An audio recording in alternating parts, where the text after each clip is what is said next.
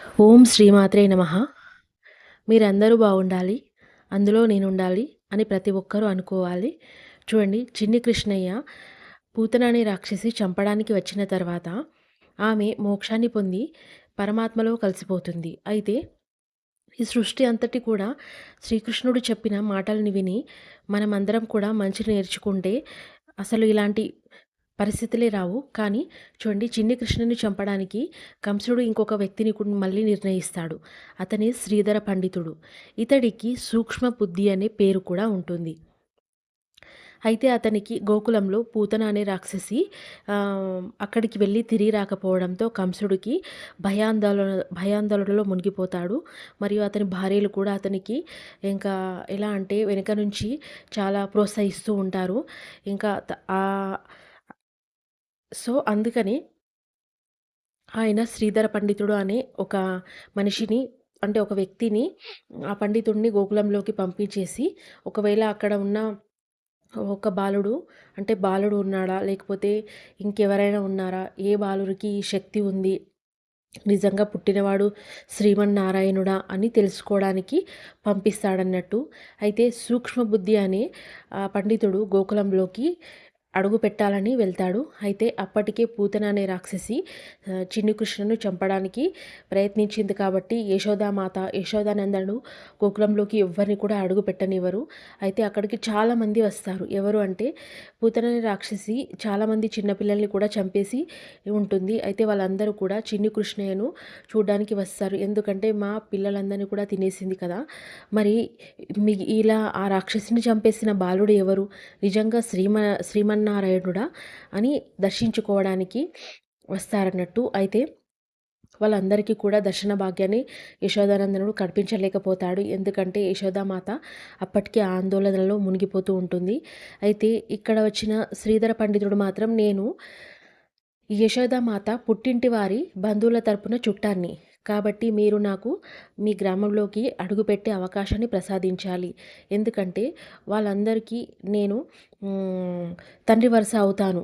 మీరు నాకు మర్యాద ఇవ్వాలి అని చెప్పేసి ఈ విధంగా మాయమాటలు చెప్పి గోకులంలోకి అడుగు పెడతారు. ఎందుకంటే యశోదానందనుడు కూడా స్వయాన యశోద బంధువులు కాబట్టి వారి తరపున మనము ఇంకా మర్యాదగా ప్రవర్తించుకోవాలి అని చెప్పేసి ఇంకా ఈయన ఎవరు అంటే శ్రీధర పండితుడిని గోకులంలోకి ఆహ్వానిస్తాడు. అయితే ఇంక శ్రీధర పండితుడు గోకులంలోకి వచ్చిన తర్వాత మొదటగా యశోద ఇంట్లో ప్రవేశించడానికి ప్రయత్నిస్తాడు. కానీ అప్పుడే ఆయనకి కింద పడిపోయి నడుము కాస్త విరుగుతుంది.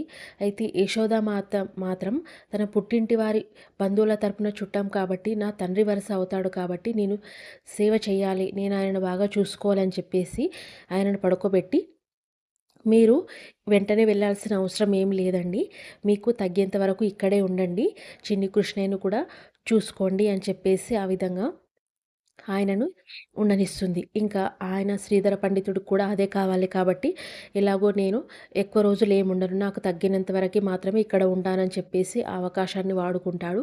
అయితే ఆయన చిన్ని కృష్ణయ్య దగ్గర పదే పదే చూస్తూ ఉంటాడన్నట్టు. చిన్ని కృష్ణయ్యకు నిజంగా ఈ బాలుడికి అంతటి లీలలు ఉన్నాయా? ఇతను నిజంగా శ్రీమన్నారాయణుడా అని చూస్తూ ఉంటాడు. కానీ అటువైపు నుంచి ఆ చిన్ని బాలుడు మాట్లాడుతూ ఉంటాడు. ఏంటి శ్రీధర పండిత, నన్ను చంపడానికి వచ్చావా అంటే, నేను వచ్చిన విషయం నీకెలా తెలుసు అనంటే, నాకు అన్నీ తెలుస్తాయి కానీ నువ్వు నన్ను చంపలేవు అని చెప్తాడు. ఎందుకు చంపలేను? నువ్వు ఇంత చిన్నగా ఉన్నావు, ఇంత బాలుడివి, నువ్వేం చేయగలవు నన్ను అని అంటాడు. నేను ఏం చేయగలననేది నీకు ఇప్పుడు తెలియదు శ్రీధర పండిత. మా అమ్మను చూసావా? ఈ విషయం మా అమ్మకు తెలిసిందంటే అట్ల కర్రతో తీసుకొని నీ పని చెప్తుంది అని అంటాడు. అది మాత్రం నిజమే బాలక, మీ అమ్మ చాలా కోపిష్టి. మళ్ళీ ఈ విషయం తెలిస్తే మాత్రం నన్ను చంపేస్తుందని చెప్పేసి అంటాడు.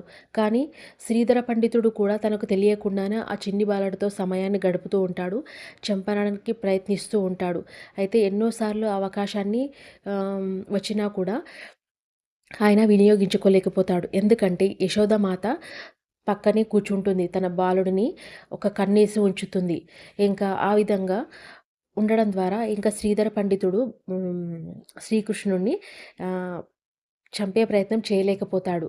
అయినా ప్రయత్నం చేసినా కూడా అది జరగదు కదండీ! చిన్ని కృష్ణయ్యని ఎవరైనా ఏమైనా చేయగలరా? అయితే ఈ విధంగా చేయడం ద్వారా యశోదామాత ఒకరోజు బయటకు వెళ్తుంది. తన స్నేహితులు అంటే వచ్చేసి, "నువ్వు ఎప్పుడూ కూడా చిన్ని కృష్ణయ్యతోనే ఉంటావా? మాతో కొద్దిసేపు సమయం గడుపు" అని బయటకు తీసుకెళ్తారు.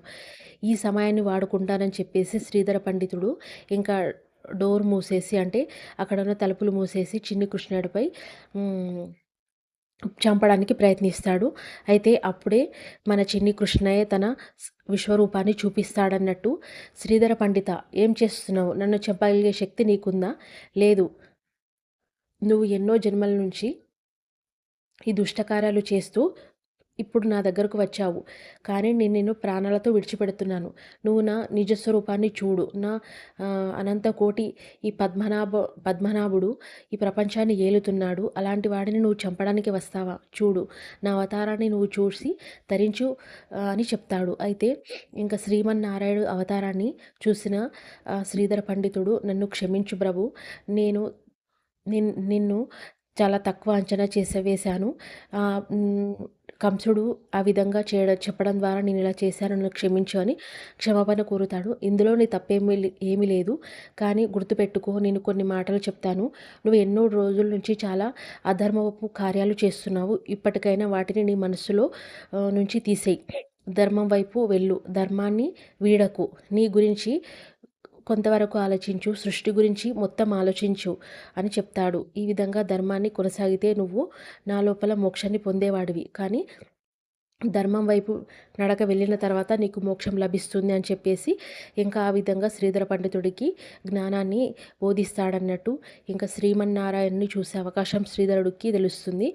అయితే అక్కడికి వెంటనే ఇంకా యశోద, తర్వాత యశోదానందనుడు, రోహిణి మాత అందరూ కూడా వచ్చి చేరుకుంటారు. ఏం జరిగిందనంటే ఇంకా ఎవరు ఏం చెప్పరు. అయితే మళ్ళీ ఇంకా శ్రీకృష్ణుడి పైన ఇంకా ఎవరెవరు ఇలా చేశారనేది నేను నెక్స్ట్ వీడియోలో పోస్ట్ చేస్తాను. మీరు సబ్స్క్రైబ్ చేసుకోండి, లైక్ చేయండి. చిన్ని కృష్ణయ్యను